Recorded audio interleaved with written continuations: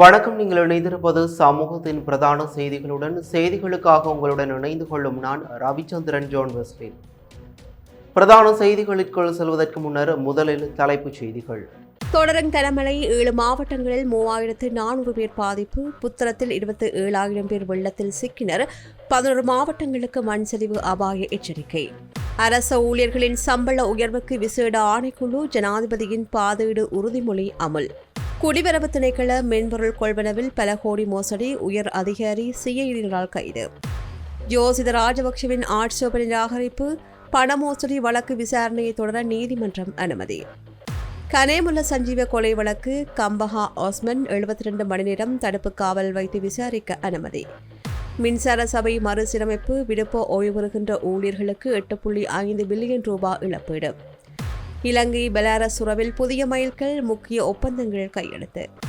தாயகத்தில் உணர்ச்சிகரமாக முன்னெடுக்கப்படுகின்ற முள்ளிவாய்க்கால் கஞ்சி விநியோகம். கிளிநொச்சி, முல்லைத்தீவு மற்றும் யாழ்ப்பாணத்தில் நினைவேந்தல். தமிழக தேர்தலில் வெளிநாட்டு பிரஜைகள் வாக்களிப்பு. இலங்கையர் உட்பட 3 மீது வழக்கு பதிவு. ஆன்லைன் விளையாட்டுகளால் சிறுவர்களுக்கு பாரிய ஆபத்து. கணனி அவசர தயார்நிலை பிரிவு விசேட எச்சரிக்கை. அவை எமது தலைப்புச் செய்திகள். இனி தொடர்வென விரிவான செய்திகள். Fourth Monkey Connect. நாட்டில் நிலவி வரும் சீரற்ற காலநிலை மற்றும் கனமழை காரணமாக 7 மாவட்டங்களில் உள்ள 1113 குடும்பங்களைச் சேர்ந்த 3475 பேர் கடுமையாக பாதிக்கப்பட்டுள்ளதாக அனர்த்த முகாமைத்துவ மத்திய நிலையம் அறிவித்துள்ளது. குறிப்பாக புத்தளம் மாவட்டம் வெள்ளத்தால் மிக மோசமாக பாதிக்கப்பட்டுள்ளதோடு மலையகம் மற்றும் தெற்கு பகுதிகளில் மண் சரிவு அபாயம் அதிகரித்துள்ளது. புத்தளம் மாவட்டத்தில் பெய்து வருகின்ற கடும் மழையினால் 7206 குடும்பங்களைச் சேர்ந்த 27,222 பேர் பாதிக்கப்பட்டுள்ளதாக மாவட்ட செயலாளர் YIM சில்வா தெரிவித்துள்ளார். புத்தளம், ஆனமடுவ மற்றும் வன்னாத்துவில்லு பகுதிகள் அதிகம் பாதிக்கப்பட்டுள்ளன. இதில் புத்தளம் பிரதேச பிரிவிலேயே அதிக பாதிப்பு ஏற்பட்டுள்ளது. 22 கிராம சேவகர் பிரிவுகள் வெள்ளத்தில் மூழ்கியுள்ளன. தில்லையடி, ரத்மல்யாய பகுதிகளில் பிரதான வீதிகள் வெள்ளத்தில் மூழ்கியுள்ளதால் வெள்ள நீர் மேவி பாய்வதால் போக்குவரத்து தடைப்பட்டுள்ளது. புத்தளம் தள வைத்தியசாலை, பிரதிபலிஸ்மா அதிபர் காரியாலயம் மற்றும் பாடசாலைகளுக்குள்ளும் வெள்ள நீர் புகுந்துள்ளது. இதேவேளை நுவரெலியா மற்றும் ஹட்டன் பகுதிகளில் தொடர்கின்ற கனமழையினால் மேல் கொத்மலை, லக்சபானா, ஹாசல்டி உள்ளிட்ட அனைத்து நீர்த்தேக்கங்களின் நீர்மட்டம் வேகமாக உயர்ந்து வருகின்றது.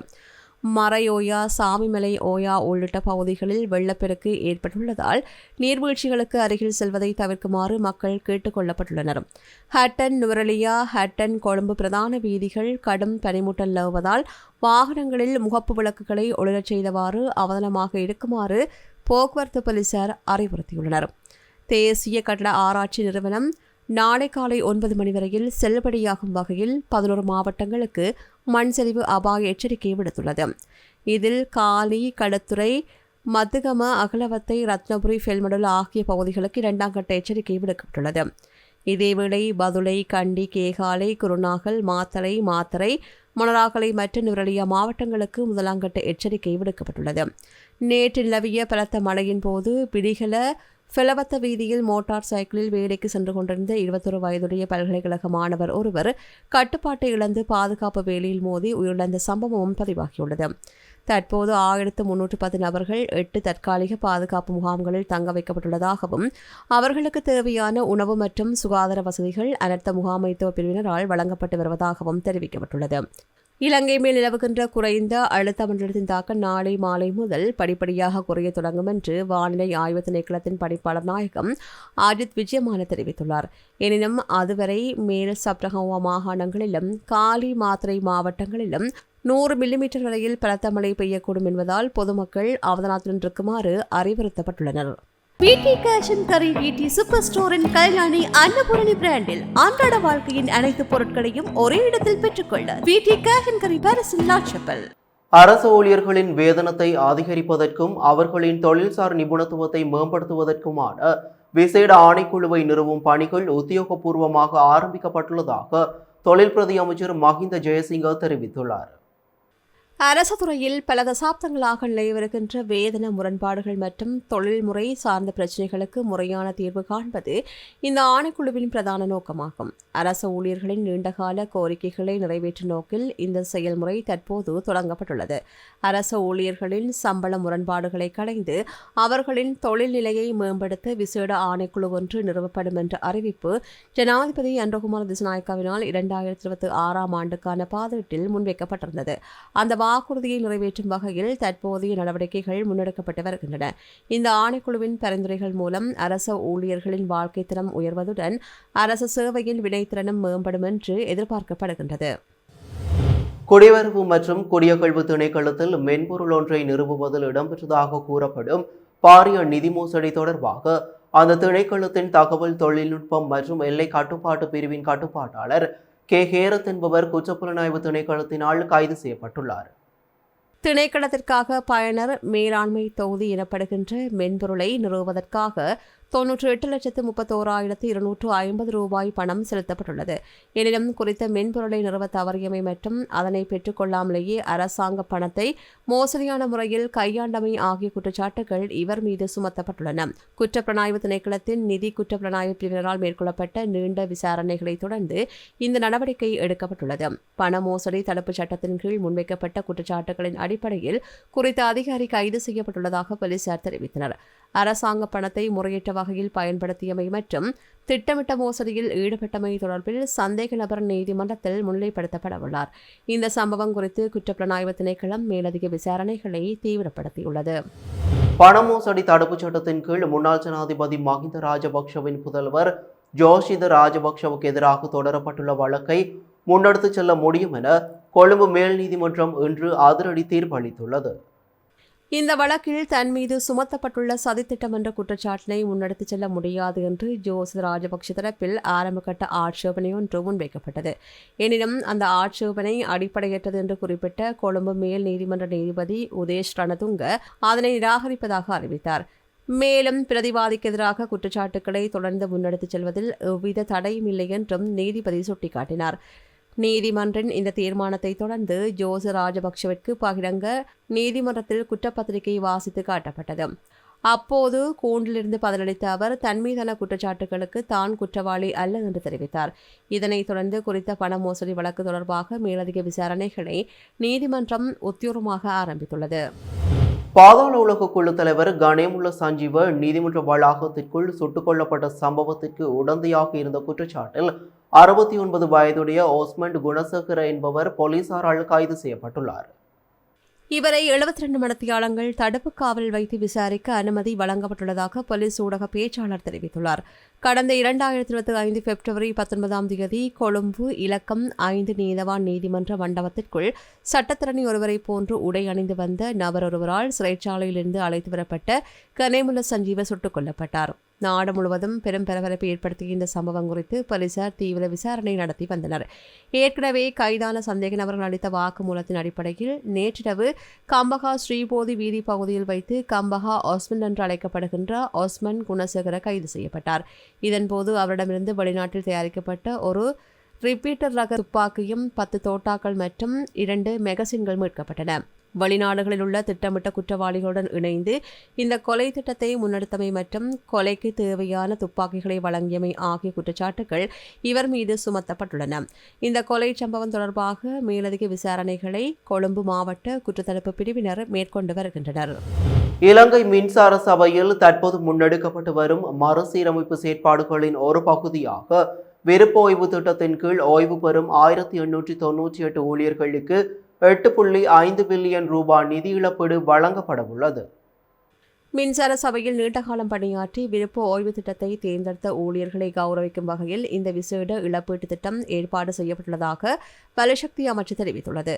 பல வருடங்களாக நிறுவனத்திற்கு தங்களின் சிறந்த சேவையை வழங்கிய ஊழியர்களை அங்கீகரிப்பது இதன் பிரதான நோக்கமாகும். பெருமைமிகு சேவை பாதுகாப்பான முடிவு என்ற கருப்பொருளின் கீழ் இந்த விசேட இழப்பீடு வழங்கும் நிகழ்ச்சி நாளை இடம்பெறவுள்ளது. மின்சார சபையை லாபமீட்டும் மற்றும் வினைத்திறன் மிக்க நிறுவனமாக மாற்றும் நோக்கில் முன்னெடுக்கப்படும் மறுசீரமைப்பு நடவடிக்கைகளில் இது ஒரு முக்கியமான கட்டமாக பார்க்கப்படுகின்றது.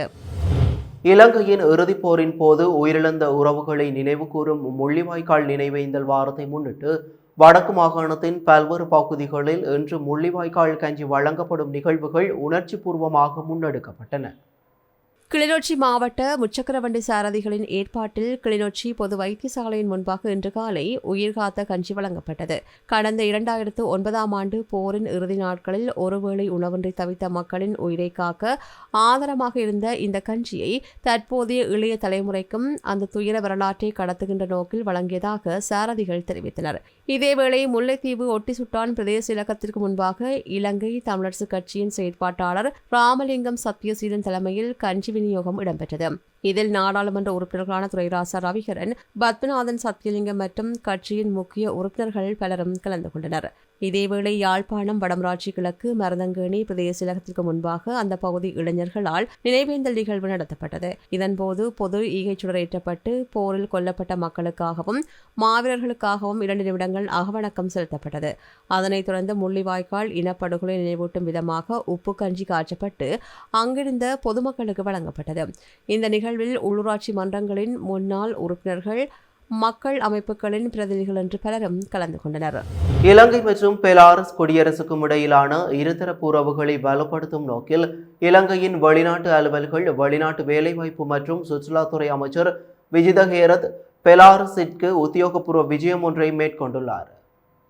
10 ஆண்டுகளுக்கு மேலான காலப்பகுதிக்கு பின்னர் இலங்கையிலிருந்து பெலாரஸிற்கு மேற்கொள்ளப்பட்ட முதலாவது உயர்மட்ட விஜயமாக இது அமைந்துள்ளமை குறிப்பிடத்தக்கது.